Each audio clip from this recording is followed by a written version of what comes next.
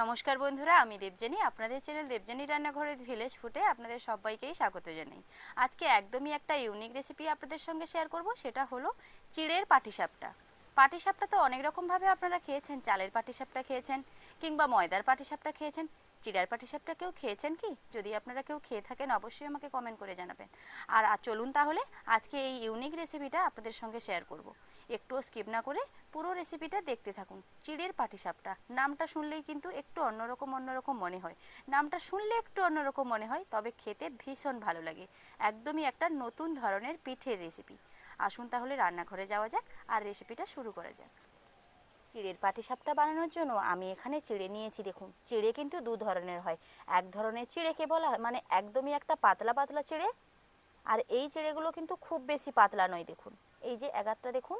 আর একটা চিড়ে রয়েছে খুবই পাতলা। তবে আপনি যে ধরনের চিড়ে নেবেন না কেন, সে ধরনের চিড়ে দিয়েই কিন্তু এই চিড়ের পাটিসাপটাটা হবে। আমি কিন্তু এখানে পাতলা চিড়েটা নিইনি, একটুখানি সরু যে চিড়া সেটাই আমি নিয়েছি। চলুন তাহলে একটা বড় পাত্রের মধ্যে যতটা পরিমাণ চিড়া আমি নেব নিয়ে নিচ্ছি।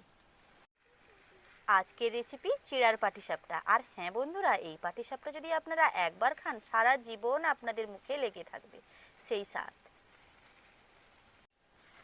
চিড়ার পাটিসাপটা বানানোর জন্য প্রথমে যেটা করতে হবে, চিড়াগুলোকে একটা বড় পাত্রে নিয়ে জল দিয়ে কিছু সময় ভিজিয়ে রাখতে হবে।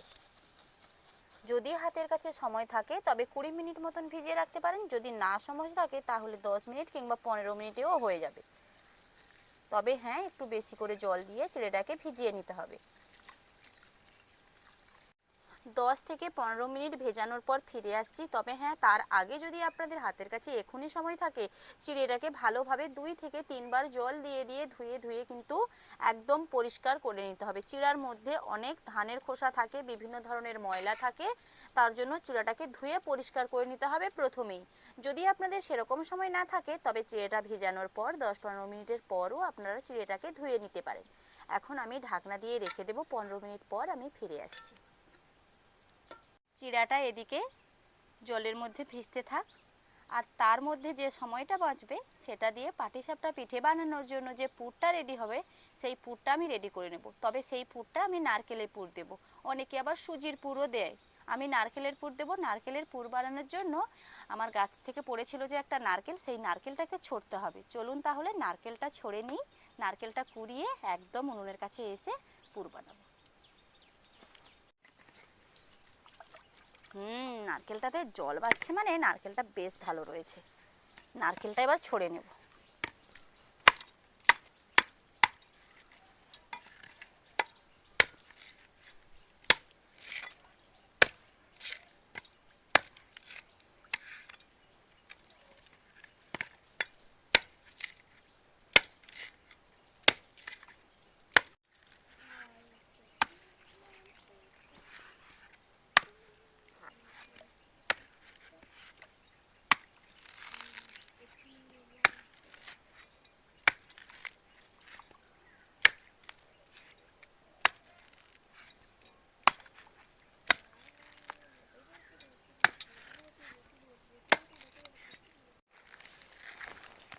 মা ছেলে দুজন মিলে নারকেল ছড়ছি। আস্তে আস্তে নাড়াও, এবার দাউলি দিয়ে করে দিলে হয়ে যাবে, আর করতে হবে না। এইবার এই খোসাগুলো পরিষ্কার করে নেব।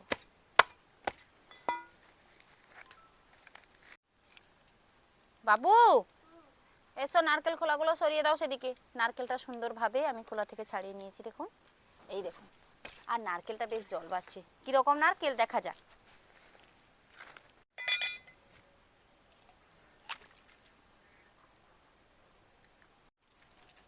বেশ খানিকটা জল ছিল, জলটা ফেলে দিয়েছি। আর নারকেলটা কতটা সুন্দর পুরু দেখুন।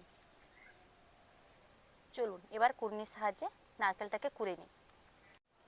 দুটো নারকেলের মালা থেকে নারকেলটা কুড়ে নিয়েছি, আর কতগুলো নারকেল হয়েছে দেখুন।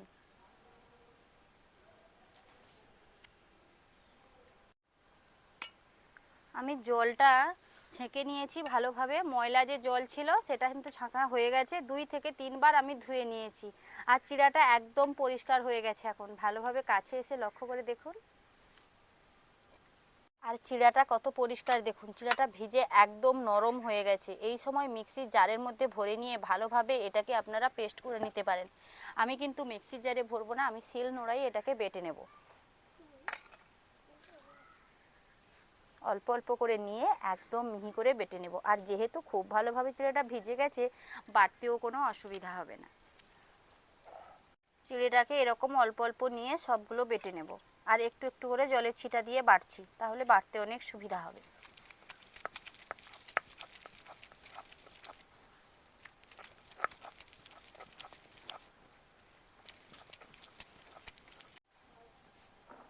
চিড়া আমার বাটা হয়ে গেছে দেখুন। এইবার একটা বড় পাত্রের মধ্যে এটা নিয়ে নেব। শিলে বাটার জন্য বেশ একটু শক্ত শক্তই হয়েছে দেখুন। এটা যখন মিক্সচারের জারে বাটবেন তখন এতটা শক্ত থাকবে না, একটুখানি পাতলা হবে। তো এখন সকলের বাড়িতেই মিক্সির জার রয়েছে, মিক্সি রয়েছে, সেক্ষেত্রে আপনারা শিল নোড়াই এরকমভাবে কষ্ট না করে মিক্সির জারের মধ্যে বেটে নেবেন। আমি এখানে 1 মুঠো কি 2 মুঠো হয়নি, আর অল্প করে নিয়েছি, ময়দা মিশিয়ে দিয়েছি। বাবু লবণ বাটিটা কোথায় নিয়ে গেছো, নিয়ে আসো। পরিমাণ মতো লবণ দিয়ে দিচ্ছি। এইবার জল দিয়ে মেখে নেব। ব্যাটার আমার একদম রেডি। এই চামচটা দিয়ে কিন্তু দেব, তার জন্য চামচটা দিয়ে মাখানো হয়ে গেছে। এদিকে মাখানো হয়ে গেছে, সাইডে রেখে উনুন ধরিয়ে নিয়েছি। এইবার নারকেলের পুরটা রেডি করে নেব। তার জন্য একটা ভাঙা কড়াই এনেছি। কড়াইতে একটুখানি জল দিয়ে দেব।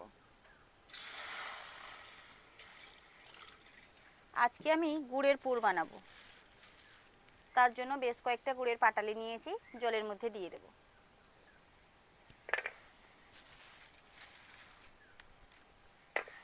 পাটালিগুলো গলে যাওয়ার জন্য সময় দেব। পাটালিগুলো ভালোভাবে গলে গেছে, এইবার নারকেলগুলো দিয়ে দিচ্ছি।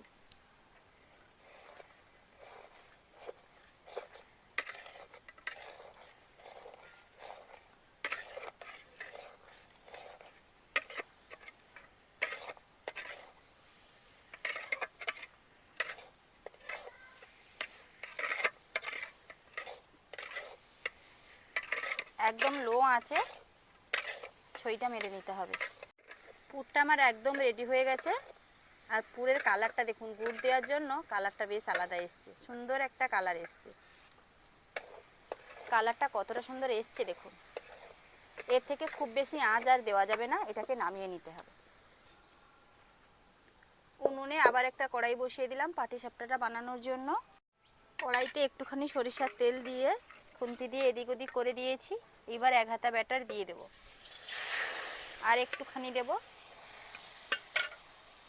ছাঁড়াশি দিয়ে এদিক ওদিক ঘুরিয়ে দেব।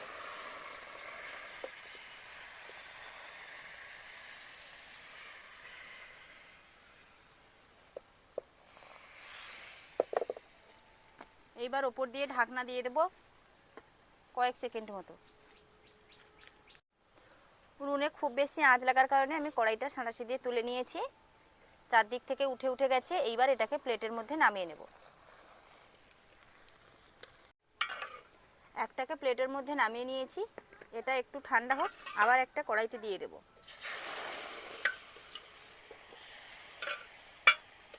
আজকের পাটিসাপটাটা একটু অন্যরকম ভাবেই বানাবো।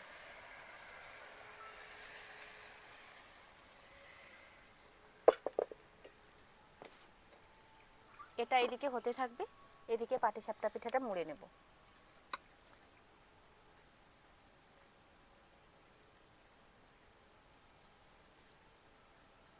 আজকের পিঠাটা আমি একটু এরকম গোল গোল করেই বানাচ্ছি। এরপরে যেটা হবে সেটা আবার ঠিক পাটিসাপটার মতন করে বানিয়ে দেখাবো। চারদিক থেকে ছেড়ে ছেড়ে গেছে, এইবার পুর দিয়ে দেব। আমি 2 রকম ভাবে পিঠাটা আপনাদের দেখিয়ে দিলাম। একটা কড়াইতে পুর দিয়ে পাটিসাপটা কিভাবে বানাতে হয়, আর একটা প্লেটের মধ্যে নামিয়েও যে পাটিসাপটা রেডি করা যায় সেটাই আপনাদেরকে দেখিয়েছি।